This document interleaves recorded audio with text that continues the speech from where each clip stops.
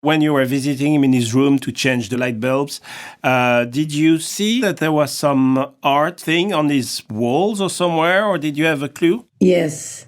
Vivian Girls' portraits were on the walls. I don't know if 5 or 7 individual girl portraits were there.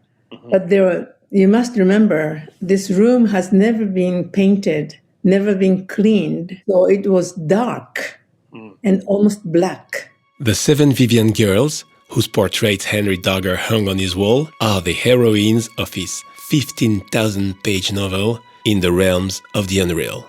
In his story, these 7 girls lead a rebellion of child slaves against the evil nation of Glandelinia. When Darger's work was first exhibited in the 70s, the Vivian Girls became incredibly controversial. Because he drew them repeatedly naked, he was labeled as a pedophile. Today, scholars believe the Vivian Girls are perhaps the most misunderstood aspect of Henry Darger's art.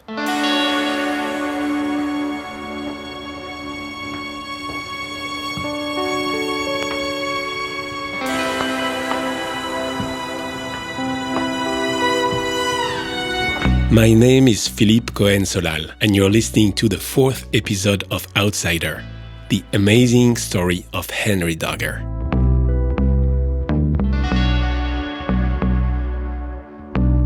To delve deeper into the Vivian Girls story and their representations, my guest for this episode is an academic who has focused her research specifically on Darger's Little Warriors. My name's Leisa Rundquist, and I am a professor of art history at the University of North Carolina in Asheville. My research on Henry Darger is based around his conception of little girls. I've been very interested in how Henry Darger filters culture and modifies it, and puts it into his work.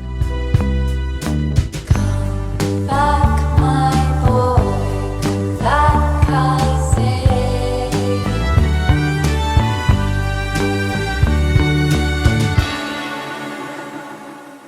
Leisa Rundquist has been working on Henry Darger's for the past 20 years. She has just published a book titled The Power and Fluidity of Girlhood in Henry Darger's Art. She's interested in finding out where the idea of the Vivian Girls came from. Can you give us an overview of the plot? Where is it set? And who are the Vivian Girls? Sure. The title is The Story of the Vivian Girls in what is known as the Realms of the Unreal, of the Glandeco-Angelinian war storm caused by the child slave rebellion. Many scholars just abbreviate that to In the Realms of the Unreal.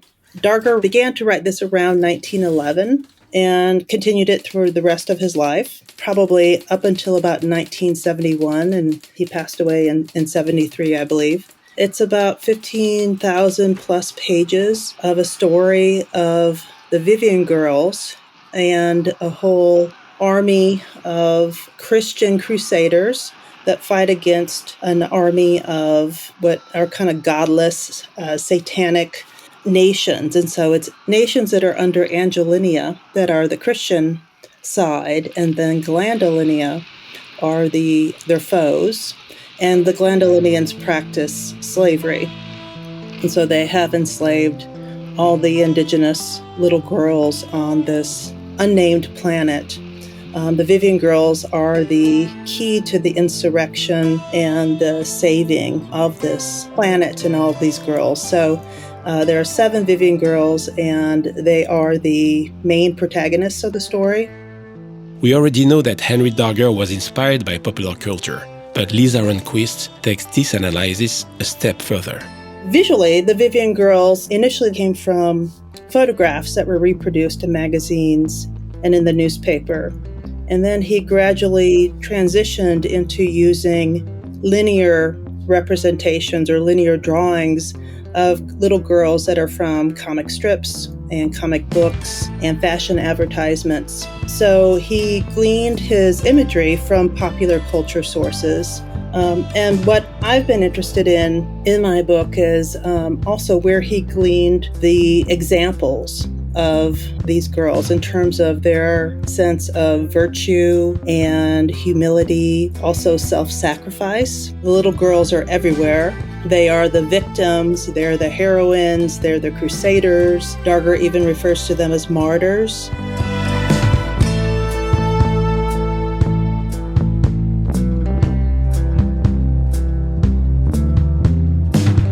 In Darger's never-ending war, the Vivian Girls are heroic soldiers. They are ready to face all dangers and even death to save children from slavery.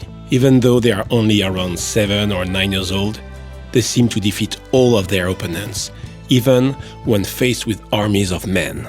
So I have a chapter in my book that is called Littleness, and I look into this adjective, little, that he uses to describe these girls. They are always little girls. They're of an age group that's prepubescent. But he mentions a couple of examples. He writes about, includes little Eva, or Evangeline St. Clair, who's from Harriet Beecher Stowe's Uncle Tom's Cabin. He mentions The Little Rebel, which was a 1911 play about the daughter of a Confederate soldier, and The Littlest Rebel, which was a movie produced in 1935, starred Shirley Temple. My mommy and daddy taught me never to tell a lie.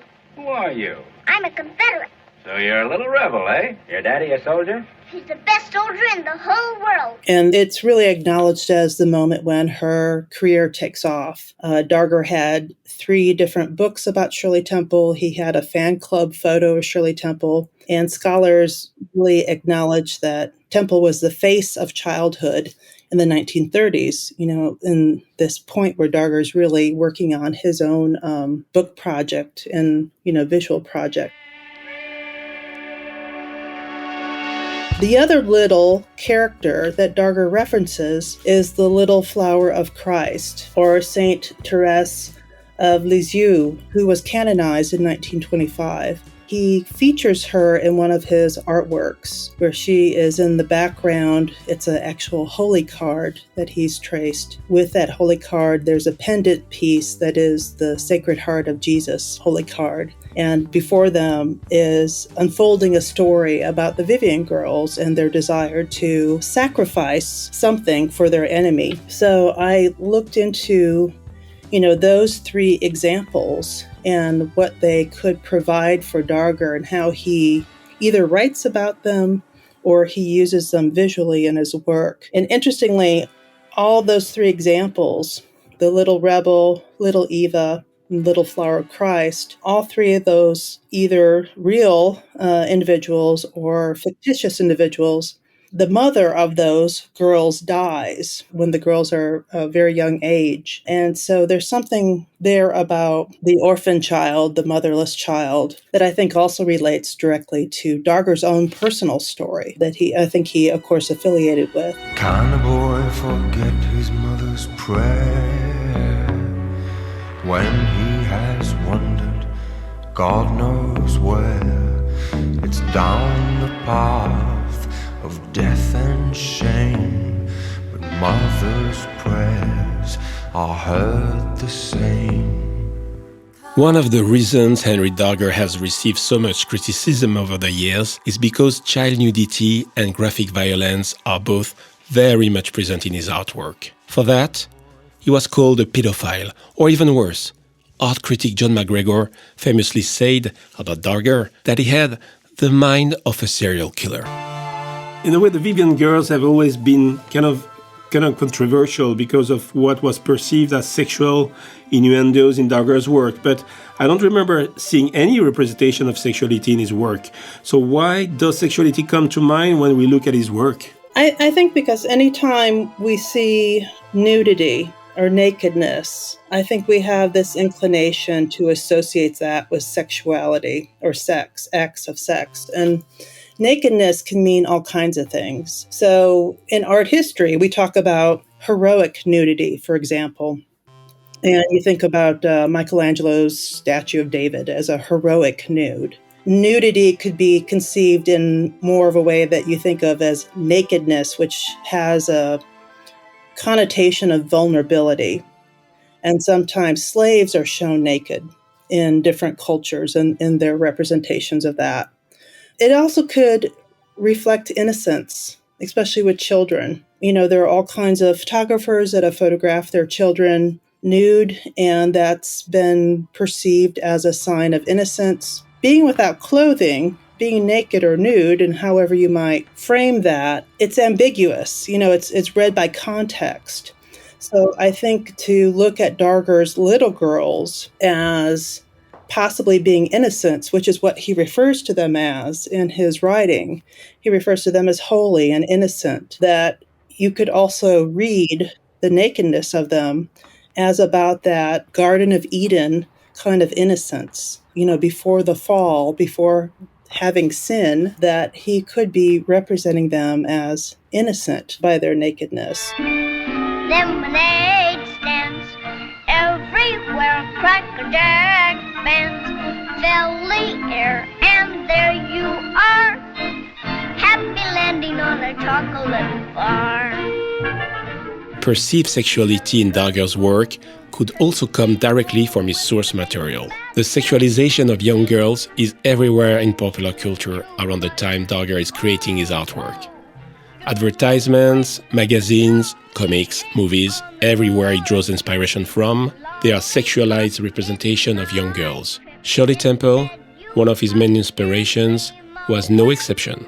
Research shows that in the 30s, Hollywood sexualized child actors like her in order to attract a male audience. Lollipop is a sweet trip to a candy shop where bonbons play on the sunny beach of Peppermint. You look at the Coppertone girl ad. There are a lot of ads and representations, even in comic strips, of, what we can understand and read and interpret as this sexualization of childhood. And we kind of devise innocence as being without knowledge of sexuality or without knowledge of adult concerns, what we think of as adult, content. So whenever you have an image that conjures innocence, like a little girl image, even though it's from a comic book or a coloring book, we often have this tendency to think about protecting that innocence. Like that is a vulnerable image. If you were to see a real little girl, you think of a little girl as being vulnerable to those kinds of adult concerns. So when I look at Darger's work, I often think about how his whole body of work exploits that. These little girls are in peril.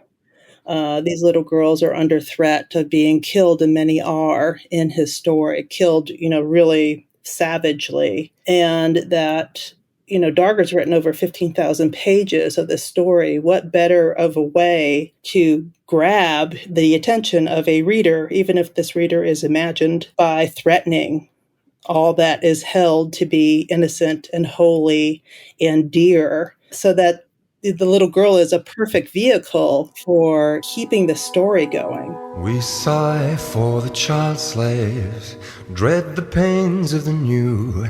Their aching sorrows are many, their joys are few. Another controversial aspect of Henry Darger's representation of the Vivian Girls is the fact that he very often drew them with male genitalia. On this subject, a lot of assumptions have been made. Some art critics have said that it was possible Henry Darger had never seen a naked woman in his life. I was curious to know what Leisa thought about this. There is one picture, one photographic, like a newspaper reproduction of a photograph of a naked woman that's in the American Folk Art Museum archives that Darger traced. It's an image that doesn't reveal a whole lot of information, but it is an adult woman, and that obviously he saw and traced. We can tell that he looked at it and spent some time with it. He grew up in institutions, and as a lot of children do, they find out about the opposite sex through various means, through talking with other kids, maybe seeing things. It just seems to me unlikely. Leisa's own theories on this is much different. She has gone back to the roots of Darger's storytelling, to the one thing that is causing this never-ending war: religion.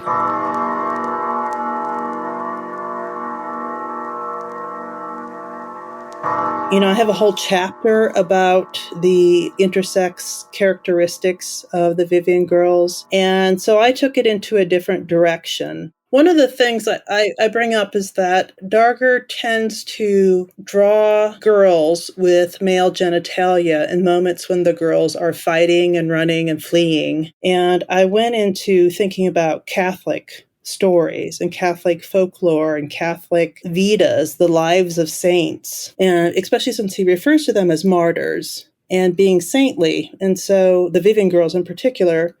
So I started looking into stories about female saints that were transgressive and that they crossed gendered boundaries, both that were social as well as physical. And Joan of Arc comes up in his writing. She's also pictured in one of his works. She's very much part of a group of women that scholars refer to as becoming male, and that they did transgress into this boundary of what was considered maleness, whether they dressed in men's clothing or they acted with a strength and fortitude that was reserved for men, or that some of them actually, according to their stories, physically transformed. Some stories, like there's Saint Vilgefortis, which means strong virgin, who grew a beard overnight to avoid being married to a pagan man. And then there's, at the top of this group of becoming male women, is Vivia Perpetua, Saint Vivia Perpetua. And of course, I couldn't ignore the name. So the Vivian Girls, and then you have Vivia Perpetua, which means everlasting life.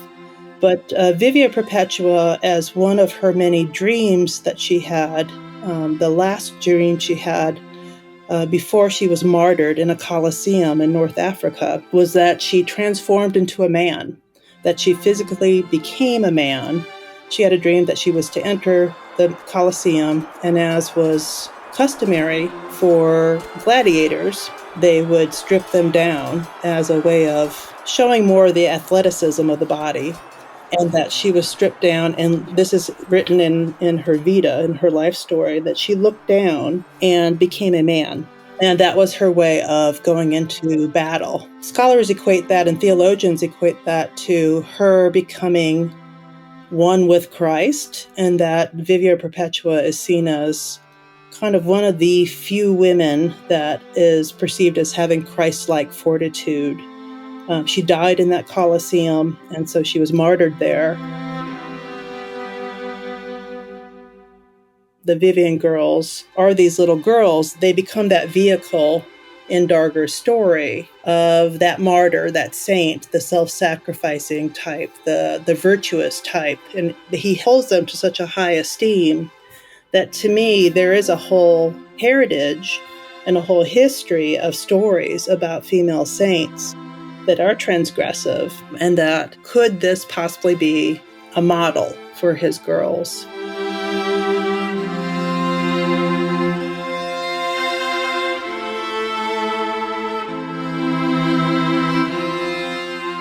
In your research, you mentioned an excerpt of The Realms of the Unreal, in which Darger explains his choice of using little girls as the heroes of his book. Can you tell us how he justifies his choice? Sure. The excerpt is from volume 6.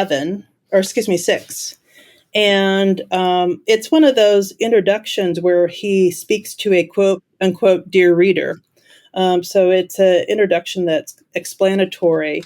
And he says, although, dear readers, in this big story, boys and men play usual and principal parts in the dreadful battles, and during the Great War encountered many terrible adventures by land, sea, fire, water, and so forth. The reason the story runs so much with little girls as the actual heroes in this warfare is because, under most circumstances, women are braver than men. I got to show that by putting little girls in this story as the real heroines. That little girls do and are brave enough for a fact to be able to play and show any amount of nerve and courage, full, equal, or more so than boys or men or women who may take part in active warfare.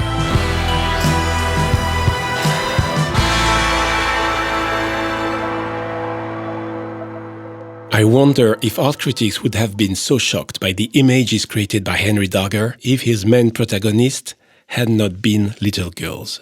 As Leisa Rundquist underlines, culture has a lot to do with how we perceive his paintings. The pieces really say a lot about the individual who's looking at the work, as well as we often think it's all about Henry Darger, but it's also about how we respond to that image. And it is a cartoonish image. It's not even a photographic image.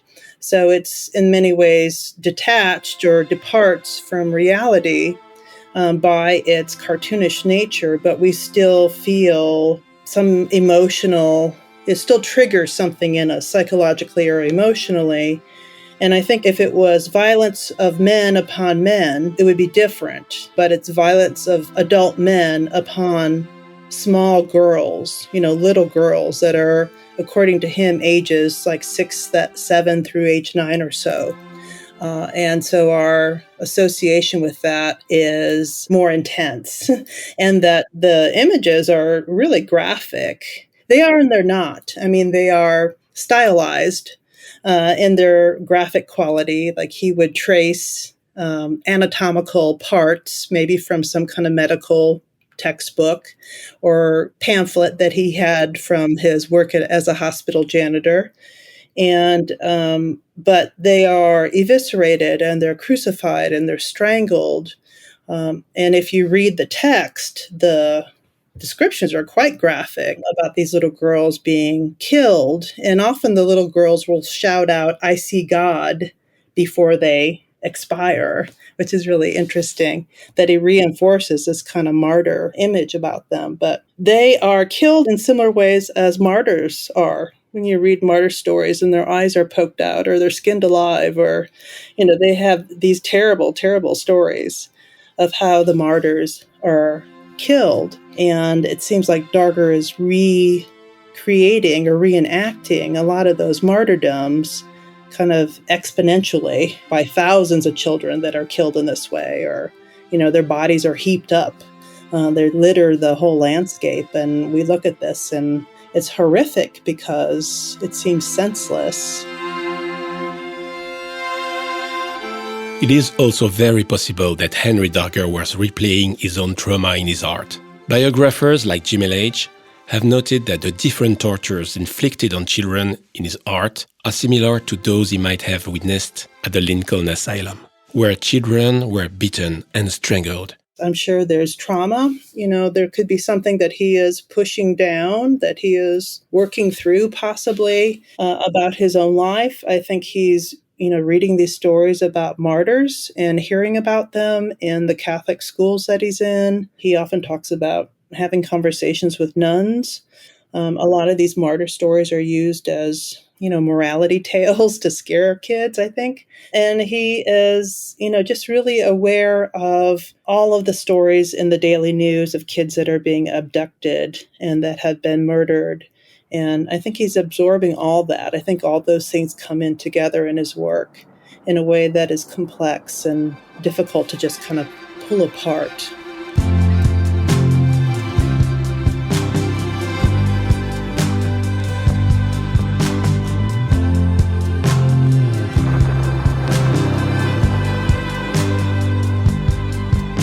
Henry Darger didn't leave any clue about why he made his art. We can only assume that it was a way for him to cope with a traumatic past, as it is the case for a lot of outsider artists. As personal as it was, the work he left behind influenced a lot of artists over the years, including myself. The album I just released with Mike Lindsay, Outsider, was made from lyrics Henry Darger wrote. In the next episode, Mike and I will tell you about our wonderful journey crafting this album, and we will explore Henry Darger's relationship to music. You phoned me in a sort of a panic, I seem to remember, and you kind of said, are you free? It felt like it was like, are you available next week? We need to come and write a whole EP or 5 songs for this Henry Darger idea for this exhibition that's happening next month. I've already booked the record pressing plant before we've even written any music. So it was great. Sometimes you need that, just to get the project moving. It's just set yourself a ridiculous deadline and then it works. Outsider is a 7-part podcast series. It was created by Philippe Cohen Solal, written by Clémentine Spiler, and produced by César Depouilly for Ya Basta Records. Special thanks to Geoffrey Carey for reading excerpts from History of My Life by Henry Darger. If you enjoyed the music in this episode, you can listen to the Outsider album by Philippe Cohen Solal and Mike Lindsay. The album is inspired by the works of Henry Darger. It's out now and streaming on all platforms. Master, here am I. Who will follow Angelina? Who will make reply? I